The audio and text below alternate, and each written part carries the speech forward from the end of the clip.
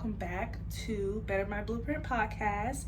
And today we are on episode 3. I'm super excited to get into this. This is a very sentimental and personal episode for me, and I feel like a lot of people will relate to it, especially because I relate to it. Before we get into the meat and potatoes of this episode, just want to say thank you for everyone who helped me reach my goal of 50 followers on Instagram. I do have a new goal of reaching 100, so 50 more followers, and we're already almost close to 60. So thank you for everyone who is following. Please do not hesitate to send out to your friend or family member, whoever is interested in podcasts and love podcasts like me, because I'm a podcast junkie. So if you know anyone who is like me, who just likes to listen to podcasts regardless of what they're talking about, have them follow me on Better My Blueprint, either on Spotify or on YouTube, where you can watch me physically, or of course you can follow us on Instagram to see when we update you guys on different information, or pull up polls, or like do any other interactive activities that we post on there. Like I said, we did reach 50. I'm looking to reach 50 more, so tell a friend to tell a friend to join the family, so that they can talk with me and hear me out and hear the things that I say and my opinions, and hear me rant about different topics each and every other Friday. So topic of today is dealing with anxiety and the importance of mental health. I do talk about mental health a lot, especially in the first and second episode. So this is just a whole episode of just mental health and talking about anxiety and how to deal with it. So you guys prepare to hear me probably talk about therapy like 5,000 more times, and self-care, and all these other beautiful things that I think you should do when it comes to dealing with mental health and dealing with your anxiety. Prepare to hear me rant, because like I said, this is a very personal episode to me. But if you really support me, really care about me, then you'll watch and listen anyway. So let's get into it. Dealing with anxiety is what we're going to talk about first. With dealing with anxiety, the definition of anxiety is feeling of fear, dread, and uneasiness that causes stress. And there are different types of anxiety. Some people just think it's just your regular anxiety, but there's so many more than I can even list and talk about today when it comes to anxiety. The only ones that I'm going to be touching base on and talking very briefly about is general anxiety, social anxiety, obsessive compulsive anxiety, post-traumatic stress anxiety, separation anxiety, agoraphobia, phobia anxiety, and general anxiety, like I said before. So I was diagnosed with general anxiety when I think I was still either in middle school or high school. I don't really remember exactly the age. I think I was 12, or I think like at 12 years old, that's when I realized that I have panic attacks, and then I was diagnosed a little bit later. But for those who do not know what general anxiety is, really just everything stresses you out, basically. And I'm not a licensed professional, so of course do your own research. But based on my research and what I've gone through for multiple decades, general anxiety is what I was diagnosed with. And I basically deal with just like your daily, day-to-day stress. And of course, when I ignore those stresses and don't get to the root cause of the stresses, that's when my anxiety flares up and I get certain episodes. And I usually just deal with panic attacks. I don't deal with like anything that changes like my personality or anything like that, but for the most part I just deal with like your regular panic attacks, anxiety attacks, episodes, flare-ups, what a lot of people call them. So when it comes to anxiety, and when it comes to social anxiety, for those who do not know, of course, it's just people who kind of fear really talking a lot or being around like the big crowd. It's usually people who are kind of like to themselves and don't really like to be out on the scene. Those people who might kind of freeze up when they're trying to have a conversation due to the fact that they don't like being around a big crowd. So that's usually what social anxiety is. Obsessive compulsiveness is what you hear people say, OCD, and a lot of it goes into control and fear of losing control. And then of course it's like way deeper like definitions into all of these, so please bear with me. I'm not going to give you the whole rundown because I'm not a doctor. And then of course post-traumatic stress disorder, that is considered anxiety. Is usually when people go through a traumatic scene or experience and they fear that they'll go through it again, so it kind of gets in the way of their day-to-day living. Separation anxiety, of course, I feel like I kind of like deal with this, but I think this is just me and my abandon issues. I don't know. But separation anxiety is usually when you fear of being, in a sense, alone, but in a sense of like, say something that means a lot to you, like kids. I could use that for an example. Some kids, they have like that one teddy bear or that blanket, and like if they lose it, or if you got to go wash it, or they have to go to school and they can't bring it with them, they tend to like have an episode and cry and basically lose their mind and feel like their world's ending because you took away their favorite blanket or favorite teddy bear or whatever the case is. And a lot of that is more of a emotional standpoint. And so you basically have like a very intimate relationship either with a person or with a thing, and you fear being away from it. Agoraphobia, I just learned about this. I still need to do more research on it, but based on what I remember with agoraphobia, it's really people who fear where they can't escape out of a situation.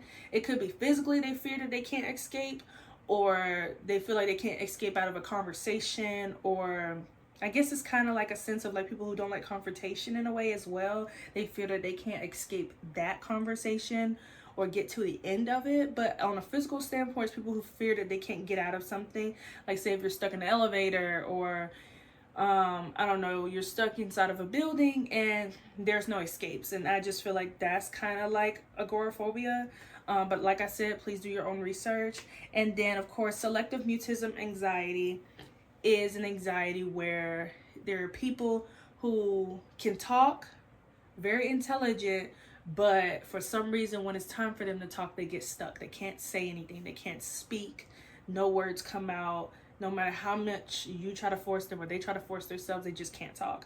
And I think I have a cousin who's dealt with this, and like if my like relatives, when they see this, they'll know who I'm talking about, that no matter what, they just couldn't talk, or they mumble and you just can't hear anything. And this person has a lot of energy anytime with anything else, but when it comes to having a conversation, they just can't talk. They get stuck. So that's what selective mutism anxiety is.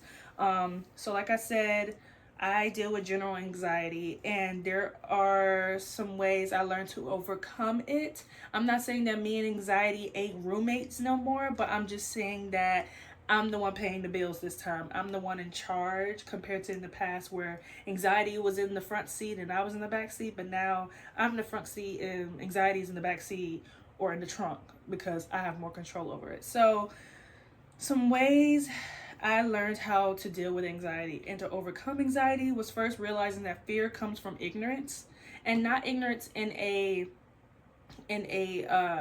like negative standpoint, but ignorance as in the fact that you're just unaware. You don't have full knowledge or information in something. And I feel like that's kind of where anxiety comes from. You just don't know if you're going to get to the end of that mark, or if you don't know if that person's going to leave you, or you don't know if this is going to happen, or how you're going to get out of this situation. And that's where a lot of fear comes from. So I just had to realize that it comes from ignorance. So if you don't educate yourself and get the knowledge, then of course you're going to be led in fear. So that was the first thing I learned to help me get over anxiety, or try my best to get over anxiety. So another thing that helped me was like correct breathing. Now, anybody who actually suffers or has been diagnosed with anxiety, they hate to be told to breathe. That's like the worst thing you could tell somebody who has anxiety issues or who has an anxiety disorder, is to breathe. Because all they're trying to do is breathe. All they're trying to do is calm down. But sometimes the body just does what the body do. And even though people think it's just a mind thing, it's more. It's a psychological thing. It's a mental thing. It's an emotional thing. And if you don't have all that in check, it can overcome your whole body and you can't control it. So learning to breathe, learning techniques and different tactics that can help you to stop it before it basically inflames is the best thing when it comes to dealing with anxiety. Of course, like yoga, people who work out, people who do meditation, Pilates, therapy, all that stuff, like all of that is, in a sense, the best, how can I put it? Best steps when it comes to stopping yourself before you have an anxiety flare up. I'm not saying that these are the, what's the word? These are not the antidote to anxiety. I don't know if there's a cure for it. I mean, of course, God is the cure of all. But if I'm talking on a scientific standpoint, I do not know if there is a cure for anxiety. But I just know that doing yoga or working out or meditating, praying, and getting involved in certain things kind of helped me to overcome it. Of course, building self-esteem. And what I mean by building self-esteem is not saying, oh, I went from thinking I'm ugly to thinking I'm the most beautiful person in the world. No. What I mean by that is confidence, knowing your self-worth. And once you get to that point in life where you know your self-worth and you are confident enough that when you step in a room, you don't have your head down, you don't feel less than who you are, you don't feel less than the people in the area, it helps you to deal with anxiety. And I feel like that's kind of like, once you master confidence, you kind of, in a sense, I guess, kind of master anxiety, because anxiety comes from not being confident. It comes from not knowing, and it comes from ignorance. It comes from feeling less. It comes from just not feeling like how you want to feel. And of course, it comes from like comparison and other things as well, but we don't have to get into that. So learning not only about anxiety and how to breathe and finding techniques and things and hobbies that can help you with that, but building your self-esteem and finding a way to be confident, especially when it comes to being confident in your business, in your craft, in your school, in your relationship, all of that definitely helps with different types of anxiety. Another thing, and of course I'm pretty sure you guys are tired of me saying it by now, but therapy. Yes, therapy definitely helps with anxiety. It helps you to kind of learn within yourself on where the anxiety comes from, because at the end of the day, anxiety comes from the root. Yes, anxiety flares up into this crazy wildflower, but the root cause of why you have anxiety, that's where therapy kind of helps you to dig deep within the soil and kind of figure out what caused this, what triggered you, and how can we overcome that. Now, when I was diagnosed with general anxiety, and I found out that I had anxiety or an anxiety disorder, that's when I realized, okay, something caused me to feel this way, so what was it? And it took years. I promise you, it's not easy. It takes, some people might take them real quick, but me, it took me years to realize that my general anxiety came from not being around my dad and my dad passing away. My dad passed away when I was, I want to say 10 years old. So as you can see, 2 years later, me getting anxiety makes sense. But my dad was all I knew. I had several siblings, more than the fingers on your hands, but I didn't know them. And I barely had friends. My only friend was my dad. Me and my dad were like, I don't know, like Batman and Robin in a sense. So like we were home all day, and when my dad was working, I was in school, and then when I wasn't in school, I was home by myself. I was 4 or 5 years old, 6 years old, not like understanding how to have conversations with people. I didn't really knew much of like if people exist, because like I said, my dad kind of kept me in the house a lot. And not saying that I wasn't a kid and wasn't playing outside with other kids, but like for the most part, I didn't really know much of anybody. Only my dad and the people that be around my dad, which are older folk who don't want to hang out with a little 5-year-old little girl that they don't even know who she is. So my anxiety came from when DCF took me from my dad and put me in a different house of people I didn't understand who they were.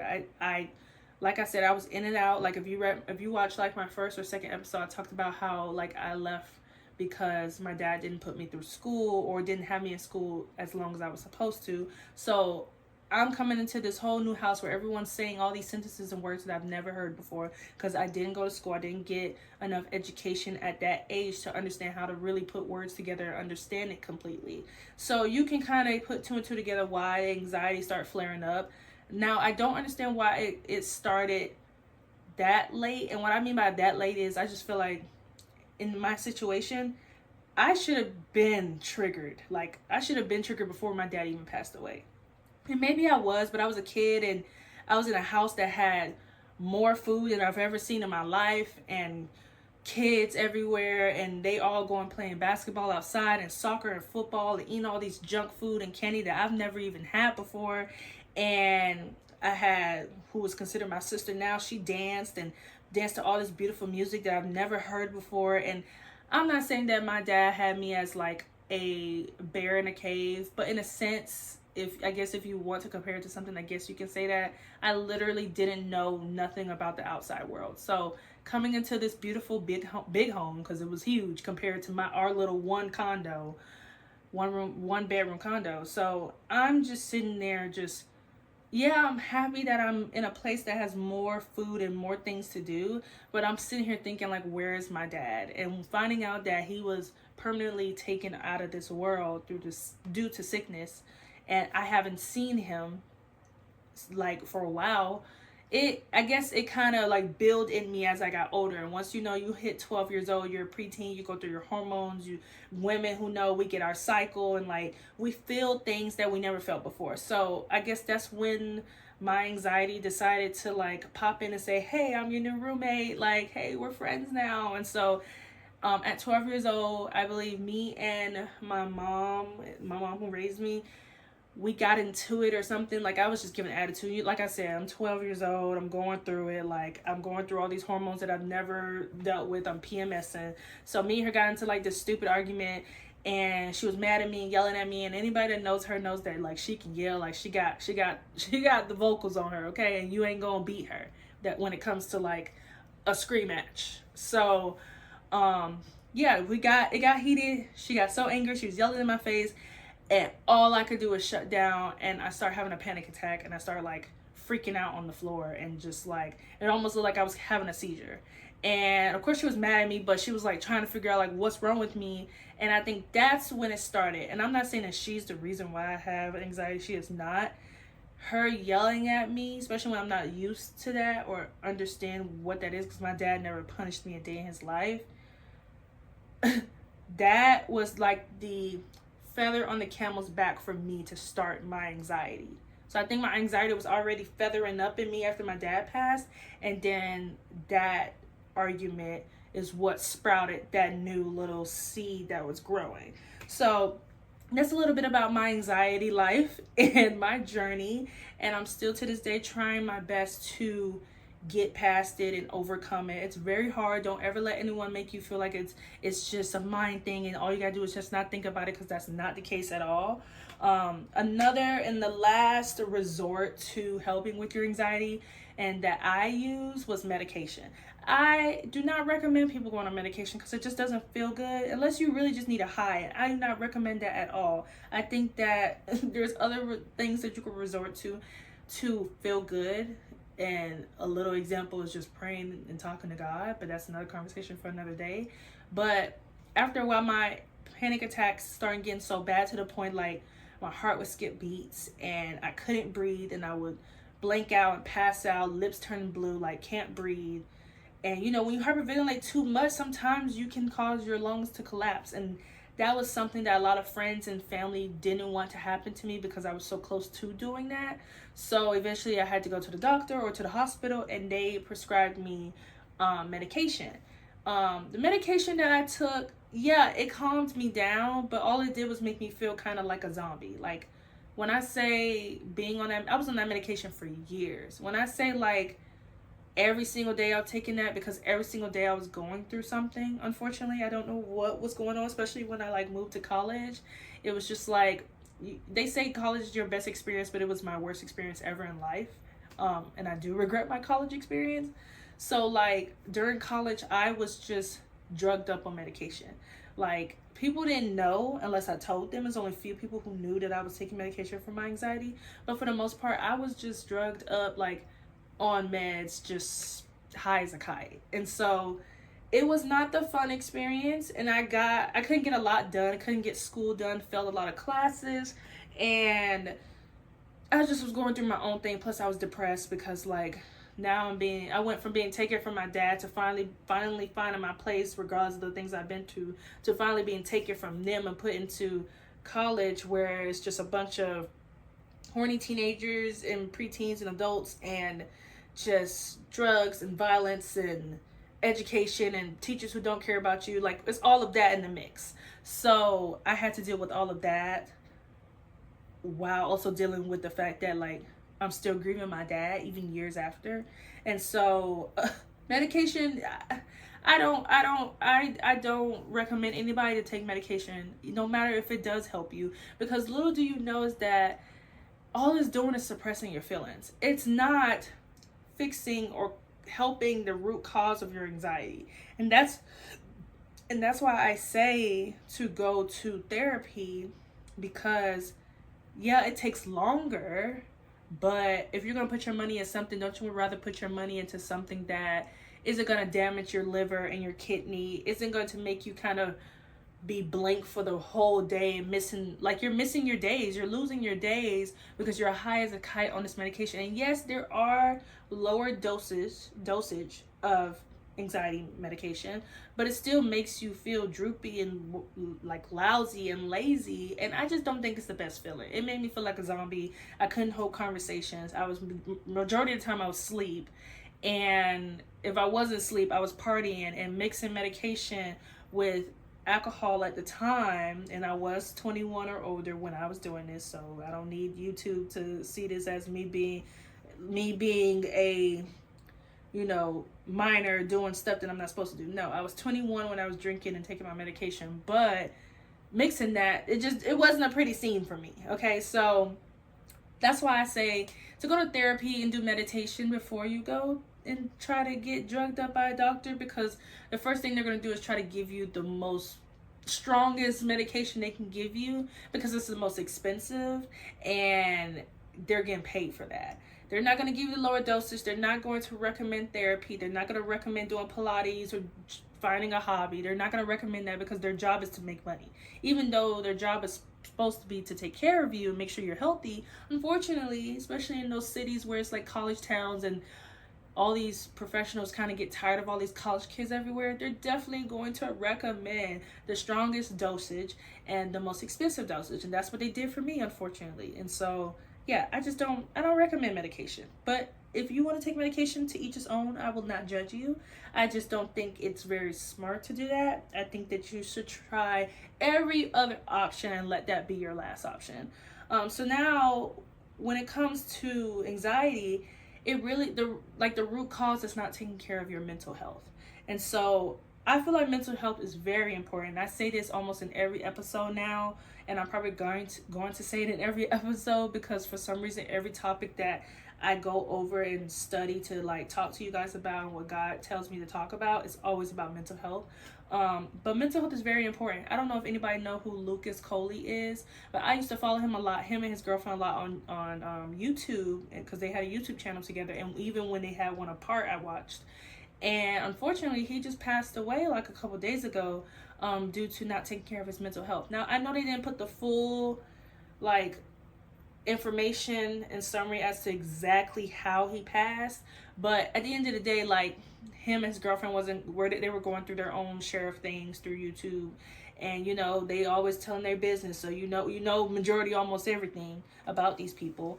And the last thing he posted on his social media was, "I love you guys," and then literally hours later he's dead. And I'm not saying that, I'm not trying to say that that's what happened, as if like that's what he did to himself, but from the looks of it, that's what's going on. And the crazy thing is, a lot of celebrities we're seeing now, and even people that we love, are passing away at a very young age because they're not taking care of their mental health, and they don't have people to help them to take care of their mental health. So that's why I feel like mental health is very important, because nothing should be ever worth you losing your life over, or hurting yourself over, or hurting someone else over. It says here, mental health includes our emotional, psychological, and social well-being. It affects how we think, how we feel, and how we act. It also helps determine how we handle stress, relate to others, and make healthy choices. Mental health is important to every stage of life, from childhood and adolescence to throughout your adulthood, and even when you're older and you're elderly. And so that the takeaway from that is that mental health is the heart of your body. If your mind is not in the right and healthy way, then how can the rest of your body function? You get me? Because you ever notice, like, when you stress out for some reason, like me, when if I get too stressed out, which is why, like, my boyfriend, like other friends and family don't like it when I get stressed. When you get too stressed, or when I get too stressed, I get sick. Like, my immune system just shuts down, and every little germ that ever wanted to get inside of me can get inside of me. And I'm sick for days, weeks, sometimes months. And it's just, it goes downhill from there. So I feel like I'm the perfect representation and example as to why you should worry about your mental health and take it very seriously, because a lot of people dig their grave faster because they don't take care of themselves. So, like I said, mental health is the heart of your body. And of course, if you want to take care of your heart, in order to live, you have to take care of the heart. So, if your mental health, your mind, your heart, and your soul are connected, then those are the things that you should be taking care of first before you take care of anything else. And not only that, but you gotta learn how to handle stress better. And this is me speaking to myself as well, because back then I used to not handle stress very well. When I used to get stressed out, I used to need a drink. Or back then in college, when way far from now, I used to like resort to marijuana, or resort to partying, or resort to hanging around the wrong people to deal with my stress. And what I would do is just throw my stress to the back of my head, or throw what I'm going through to the back of my head, and saying I'll deal with it later, and allow myself to be numb. And saying that kind of reminded me of the new movie Inside Out 2, where the antagonist, I believe, I don't know which one, I think it was Anxiety, who was the bad guy basically. But it also showed how not only was Anxiety taking over Riley's body and kind of making her go crazy and do all these bad things and mess up her young life before she even reaches high school, but it also showed how Joy, and I'm sorry for anybody listening to this or watching this, like, if you don't want a spoiler, I would rather you just skip ahead to the end, or don't watch the rest of this video, because I'm going to talk about it and I don't want to spoil it for nobody. But in the movie, it also showed how Joy would throw all of the bad memories of Riley, these little cute little spirit balls, and she would throw it to the back of the mind, literally, because, you know, joy, anxiety, sadness, all of them are in the mind. And they would throw it all the way to the back of the head and say, you know, we'll deal with that later. Riley doesn't need to remember those things. She only needs to remember the good things. And I guess that kind of like ties into delusion as well. And so that movie was so powerful, and I loved the movie, and I cried watching it with my boyfriend. But it showed how we deal with our problems. Instead of dealing with it, instead of accepting the good and bad of what we go through in life, instead of accepting that, okay, this stresses us out, this triggers us, how can we prevent this, how can we work through this, we throw it to the back of our mind, either using medication or drugs or people, and we just ignore it and then never deal with it again. So I feel like our generation, who is barely making it to 30, let alone 25, I feel like our generation and younger should definitely learn to deal with stress better, and to not use people and things and items as voids. Because all that's going to do is, once all of that stress that you put back there, for some reason, it's all going to start crashing down. That's exactly what happened in the Inside Out 2 movie. Like, in order for joy to leave from the back of the mind, to come back to the headquarters, which was the mind, to stop anxiety from ruining Riley, she had to ride an actual wave of all of the bad emotions, all of the bad memories and thoughts. She had to ride a wave on that all the way back to headquarters, and that's exactly what happened. All of that came rushing back to headquarters, which is the mind, and Riley, the actual human, had a whole panic attack in the middle of a hockey game, or I think it was a hockey game. And she started having a panic attack, and stressing and crying, and she couldn't breathe. Her heart started beating fast. And that is literally a panic attack. And I'm pretty sure everyone can relate to this, because I deal with this till this day. I have to stop myself from catching an attack, because once it starts, it's hard to stop it, because all it is just a rush of different emotions and waves and thoughts and memories that just came crashing down. And so I feel like handling stress and actually dealing with your stress and dealing with your problems and the things that come your way and the trials and tribulations, that is the best start to dealing with your anxiety and dealing with your mental health and perfecting your mental health and being mature when it comes to your emotions. Some other ways that helped me when it comes to my mental health, of course, first and foremost, the most important is casting your cares on Jesus. Casting your cares on him and surrendering in your prayer. That's 1 Peter 5 verse 7. And that basically talks about the fact that, like what you're going through, if it's too much to bear, if it's just too much for you, give it to God, because he can handle any and everything. He is way bigger than anything you ever go through. Don't ever think that anything you go through is too big for him to handle. He literally created you and me and this earth, the animals, the trees, all of the universe and more. And probably created more, and we don't even know about it. Like, he's created everything. So if he can do all of that, if he can create this big old rock that we sleep and eat and walk on, then I'm pretty sure he can deal with any melodramatic issues that we as humans go through. Anything. I promise you. Breakups, grief, dealing with the bad parts of the city that you want to get out, but you feel stuck. He can deal with even like your sins and the things that you have done out of anger or out of sadness or out of envy or whatever it is that you feel. He can literally deal with all that in the blink of an eye, way faster than we can say cheese, like way faster than that. Like he's not, God is not, basically he can't be put in a bubble of our time. He is outside of our time, so he can handle things way better than what we think he can. So yeah, casting your cares onto him and surrender in prayer.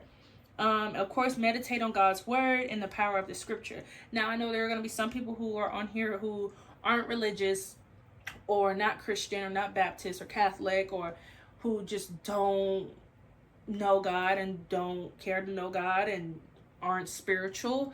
And I'm sorry for you, because, that's kind of a sad life to live, where you don't believe in nothing. You have no hope and faith in nothing, but that's your life. But for those of us who grew up in Baptist and Catholic and all kinds of churches, and we believe in God, we fear God, and God is our creator, God is the author and finisher of our lives, us people, us kingdom folk, it is always good to meditate on God's word. And what I mean by that is reading your Bible, is studying the word, understanding the word. If you have to get a Bible, a kid's Bible, because for some reason the kid's Bible is the only Bible that's like you can fully understand every word, and they don't have like die in there and all these other like very old ancient words that you don't understand. Like, if you have to get a kid's Bible, do that. But reading your word and studying it and understanding it, or even like they have it on TikTok now, where you can buy this Bible that has like little workbook like activities within the Bible while reading the actual scriptures. Like, you could do that so that you can, because some people, they like it to do like certain homeworks, and that's how they learn, that's how they understand and remember. So maybe you could do that. Or they have it on like Kids Pop or Kids Bop or whatever it's called, where you can like sing sing hymns or things like that, but in like a more hip-hop way, so that you can learn. Because some people, they learn and remember things based on singing. But in general, regardless of which tactic you do, you should definitely look into reading your Bible, because it definitely helps with like not stressing so much and understanding. Because honestly, the stuff that goes on in the Bible today is stuff we go through now. Like the drama, the baby mama drama, the baby daddy drama, the he broke up with me and he's sleeping with this person. I promise you, everything you could think of, everything that you watch on like the Zeus Network and on social media, I promise you it goes down in the Bible. I would literally bet all my money, I promise you, everything that you've ever seen on social media or seen in general or experienced is in the Bible. Someone has gone through it in their own way, but they've gone through it. So reading the Bible and understanding that it definitely relates to what we go through in life it's a breath of fresh air. Of course, practicing gratitude is another one that I am trying to learn to do, which is being thankful, being present, accepting that, this is life. We're going to go through things, but I'm grateful that I'm alive. I'm grateful that, I'm able to be in my home and to start like a family or whatever it is that you're grateful for. And so I feel like practicing gratitude with people, with ourselves, and with God is like a great step when it comes to mental health. Of course, community and fellowship, which I said before, like joining a church, but not even just joining a church, joining a community. If you're joining like a book club, or if you're joining like a group chat on social media like Facebook, they have a bunch of groups that you can join within your city and state that you're in to meet like-minded people. Like joining them, fellowshipping with them, worshiping God with them, doing your own thing with them. That's the best part when it comes to working on your mental health. And then of course, most importantly, like helping it also helps you to help carry other people's cross. And I know some people are like, well, their business ain't got nothing to do with me, but at the end of the day, God created us to help other people, to have each other's back. When when Jesus was carrying his cross and about to be sacrificed, he had help. He did not walk with that cross himself, at least not the whole time. It says in the Bible where someone else tried to come and help him to lift up that cross. Because at the end of the day, God created us to help each other, not to do everything by ourselves, but to help each other and pour in each other's cup and overflow while doing that. So, of course, community and fellowship helps you to do that. And then, of course, lastly, resting in God's timing. A lot of fear and anxiety and all this stuff when it comes to damaging your mental health comes from trying to do things on your own time and trying to force things on your own time when that's not God's timing. That's not what God said. That's not his purpose and will for you. And we're trying to force things that are just either not meant for us, or force things to happen when we want it to happen. Like, remember when I said earlier that God is not on our timing? He's on his own plethora of timing. He does not move Monday, Tuesday, Wednesday, Thursday, Friday like we do. He don't have a 9 to 5. He's not like, oh yeah, happy about the weekend because he don't gotta work. Like, no, God is outside of our calendar. He's outside of our history. He's outside of our time zone. He's not within our same like area. So resting in his timing, because his timing could be you get what you've been always wanting tomorrow, tonight, next year, in 5 years, in 12 years. And we just have to believe that no matter what, he's a good and faithful God. He's going to give you what you truly desire in your heart, what is good for you, what is going to help other people, and what's going to give him glory in his time. So yes, that is all the things that I feel like when it comes to mental health and just dealing with anxiety. Please, if you feel like you are suffering from some type of anxiety and you just want to understand, go to a therapist, go to a licensed professional, go to someone who has the right credentials to tell you who and what you are, so that you can get the help that you need. And please try to find other options and not resort to medication the first time around, because I promise you the other options, even though it takes longer, it's worth doing than just being drugged up. And then of course, pray to God, worship him, talk to him because he's listening. It's going to help with your mental health and everything else that comes to play. Thank you guys for listening. Please, like I said, don't forget to follow me on Instagram, on Spotify, as well as download our episodes and our podcast, and watch us on YouTube if you want to watch under Better My Blueprint. And hopefully I can reach 100 followers. And then if I do, maybe I could do like a little giveaway. I really want to start doing more for this podcast, but I can't because people don't want to follow. So hopefully you guys can like inspire other people to follow, have them watch an episode or a clip, and maybe it'll inspire them to follow. Send it out to your family and your friends, and make sure that you interact and comment below, like the things that you feel like you're dealing with and the anxieties maybe you've been diagnosed with. Like I said, I will interact with you in the comments. I will not leave you hanging, so please, you guys, do not hesitate to comment below. Comment below. I would love to talk to y'all. Like, share this video. If you're listening on Spotify, please like and follow us on there and send the link to others so they can watch and follow. And I love you guys, and I'll see you in the next episode. Bye.